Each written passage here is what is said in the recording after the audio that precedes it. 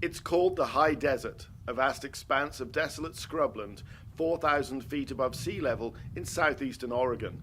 Snow covered in winter and parched in the summer, cattle ranching is the main agricultural activity.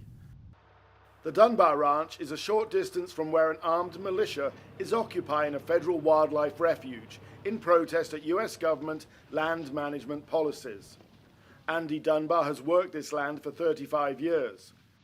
People say it's a lot of hard work. It is a lot of hard work, but we enjoy what we do. We love the animals and the challenges. We love the challenges. And yeah, it's tough. We've gone through a lot of tough times, but those tough times were also rewarding in the end. Many ranchers in the high desert don't own the land their cattle graze. They lease it from the US government. Their animals roaming on open range much as they did 100 years ago. Federal land ownership in the United States is largely concentrated in the West, where government controls just over half the territory in 13 states, according to government records.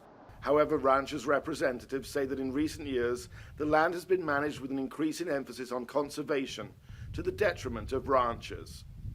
You can make as many laws as you want in Washington, D.C. The land still, it needs water to grow grass. It's pretty simple. You need heat, you need water, you need to take care of it. I think a lot of people will try to change that and say we have to have a whole bunch of other things. Responsibility for 30,000 square miles of public land in the high desert lies with the US government's Bureau of Land Management. It acknowledges the conflicting interests of conservation and cattle ranching.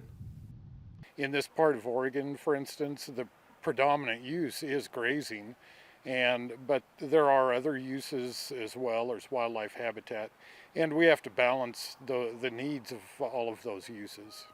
Those who make a living from cattle ranching in the region say there's only one thing they can do. You just got to kind of grin and bear it and keep plowing away, and that's what we need to do. And I think 99%, if not 100% of the ranchers around here feel the same way. Cattle grazing on public land is part of the history of the American West. If the ranchers have their way, it will also be part of its future.